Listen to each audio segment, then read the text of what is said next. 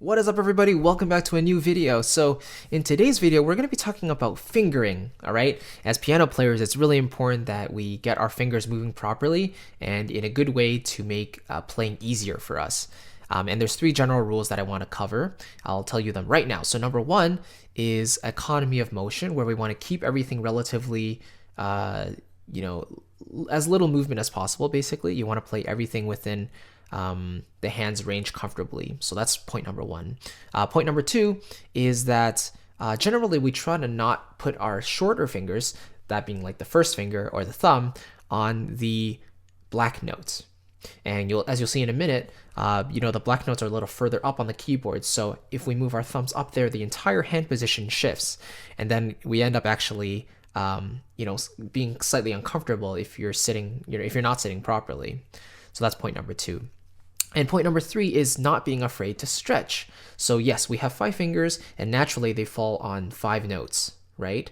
But you can also stretch, from the thumb to the pinky as much as you want. The most typical range you'll stretch for is usually an octave. That's basically 8 notes, right? So, but sometimes you'll see 9s or even 10s, and some people who have really big hands can reach quite easily for those larger intervals. So that's something we'll cover as well. So anyway, let's jump into the video and cover these 3 fingering steps.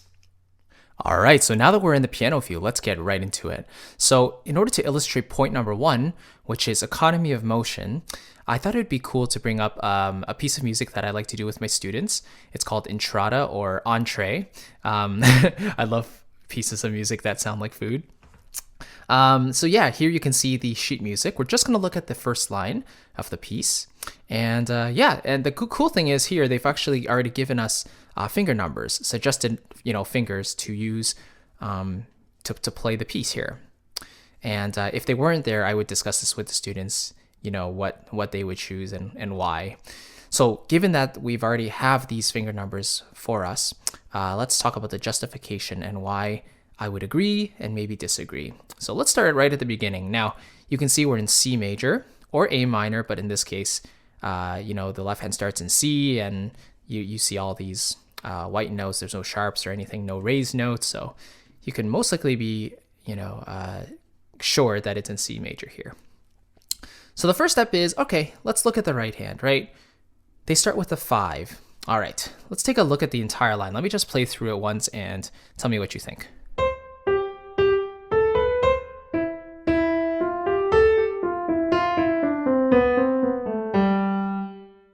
My apologies there. I should have slurred that third G there. So one more time.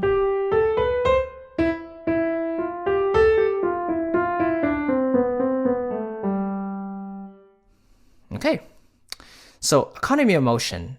In general, you can see in the first 2 bars, because all the notes were essentially within a fifth, it's actually a sixth here because the C goes down to the E. But it's very easy for me to maintain one hand motion here, right? And as we'll see in point number 3, from the C down to the E here, you can see that there's a stretch of a 6. So it's a 6 interval, but for most people, it won't be any trouble whatsoever, right? So there's no justification to have to cross over or anything just because it's bigger than an interval of a fifth, right?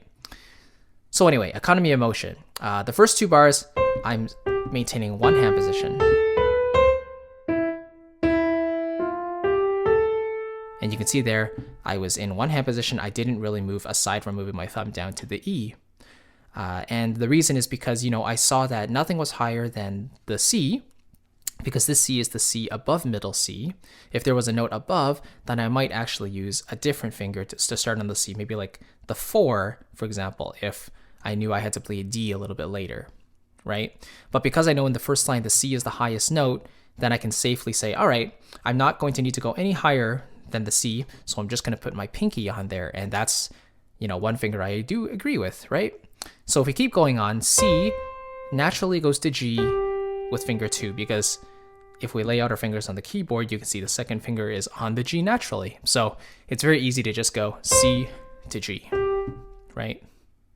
Now the next finger we have 2 again because it's the same note, G, and we're just going by step up to the C again.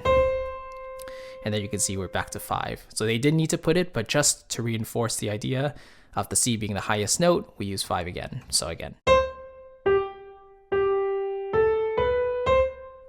Right, okay, now we have our E. So we go down a little bit, we stretch the thumb a tiny bit, and we're on the E.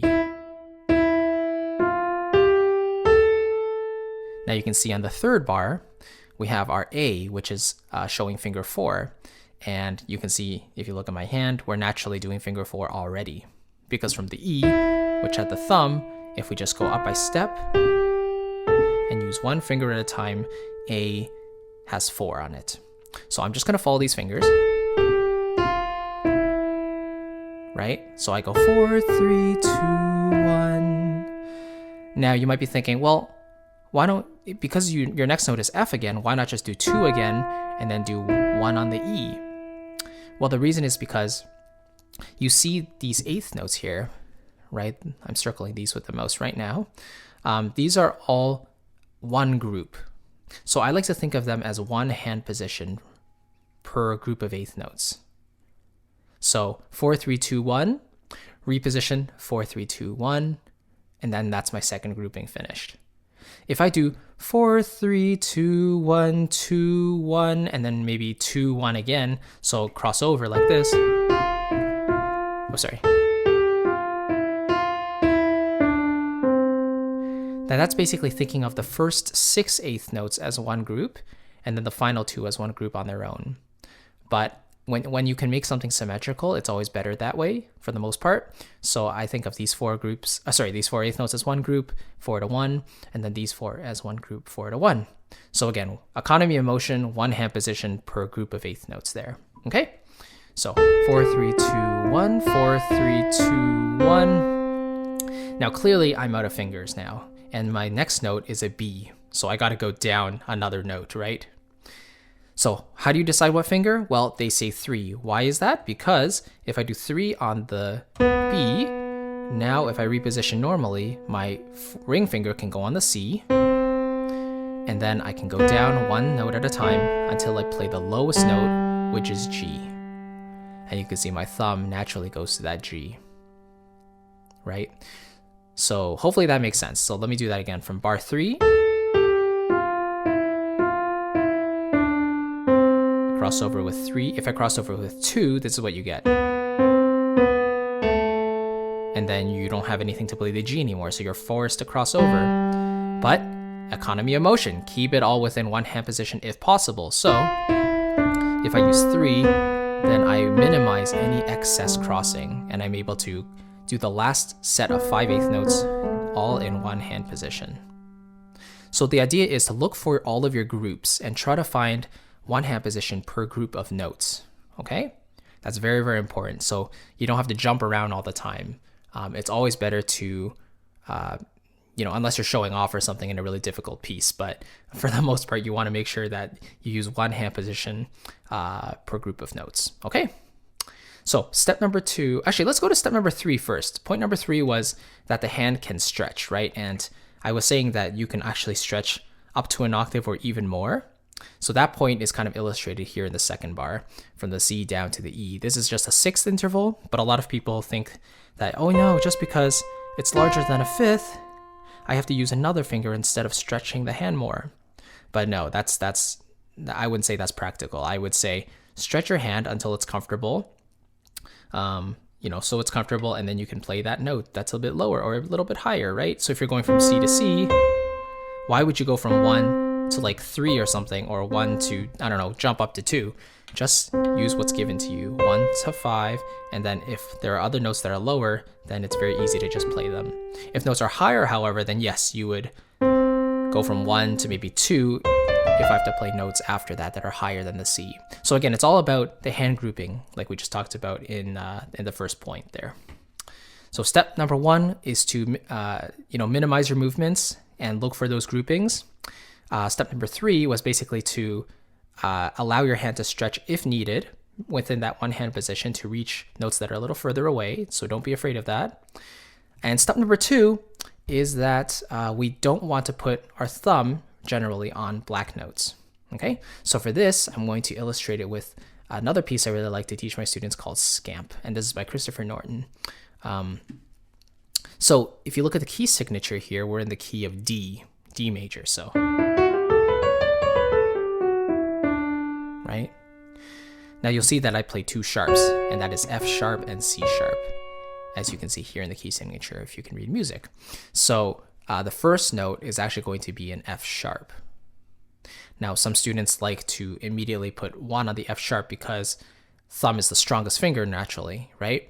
But if we do that, you'll see how far up the hand is now, and you don't really have any freedom to play the white notes after that. And it's always harder to play white notes when you're a little further in the piano anyway. It's always easiest to do it when you're on the outside. So the fingering I would choose here is actually 2. So if I do 2, which is one of my longer fingers, you can see it's like at least double the length. I'm allowed to keep my thumb on one of the white notes in case I need to play them. So I start with 2, then I can go 3, 4, 5, right? And then here I'm going to do 2 to 3. I mean, you could do 1, 2, but I'm going to have to go down even further than that after this quarter note. So I'm going to do 2 to 3 because 3 is a strong finger, and then I can move my hand to 3 and then end on 1 on the B there. So let's do that again. 2, 3, 4, 5, 2, 3. That's all one hand position so far, and then move a little bit because I have lower notes. D, B, right? And because B is my lowest note in this entire line, then I have no reason to put one of my other fingers on that B there. If I use thumb, then I know that all the notes that I have to play will be higher than the B, essentially. Okay? So now I finish the D, B. Now we're at the end of bar 2, and I see that, I look ahead, right? I see, okay, D is going to be the lowest note for the rest of the line, so I can just do 1 on it, you know? So I go 1, 2, 1, do the E and F sharp, go back to the D with 1, and I can do 1 again. Now here's a stretch. So this is step number 3. You can stretch. Naturally, if I just put my fingers normally, D to A is the interval of a fifth. So one finger gets 1 note each. But in this case, I have to go to the C sharp. So a pinky can go to a black note, no problem. So if I stretch my hand a little bit, I play the interval of a 7th, just like that. So D to C sharp, right? Now I have B. Now you have F sharp and A. So now some people may argue that in this case you could do 1 on the F sharp because the interval from C sharp to F sharp is a 5th. So it's just easier to do there, right? And in this case, I would say either way is okay. You know, if you looked at the chord video, basically it's easier to play chords with 1, 3, and 5, you know, with using your thumb on the black notes. That's no problem. For scales and melodies, it's less practical. So in this case, I wouldn't really mind using 1 on the F sharp there. But 2 is just as good in my opinion. I'd probably stick to 2 just because it's a longer finger and I don't have to move my hand up, my thumb up to the F sharp. So just like that. Okay? And that is the first line there. So if I play the whole thing, just take a look at my hand movement there.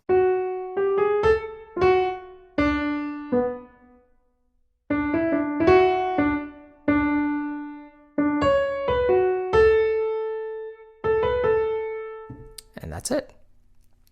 So minimal hand movements. If I needed to stretch more than an interval of a 5th, I do, right? So my hand can open up a little bit there. You know, some pieces will have huge leaps, so you definitely need to jump more.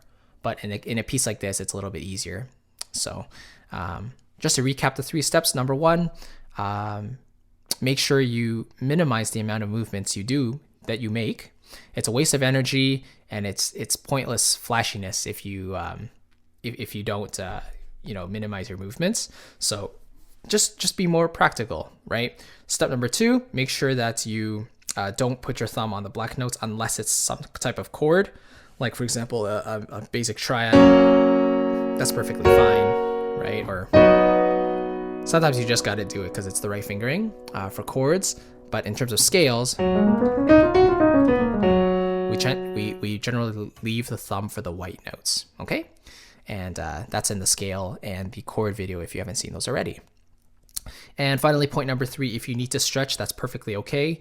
You know, our hands are made for, you know, to be able to stretch and contract whenever we need to. So don't be afraid of that. Just remember those 3 points, and I think you'll be set to go for a lot of music. So thank you so much for watching. Please ask any questions in the comments below if you do have them, and I'm looking forward to catching you in the next video. Have a great day, guys. Bye-bye.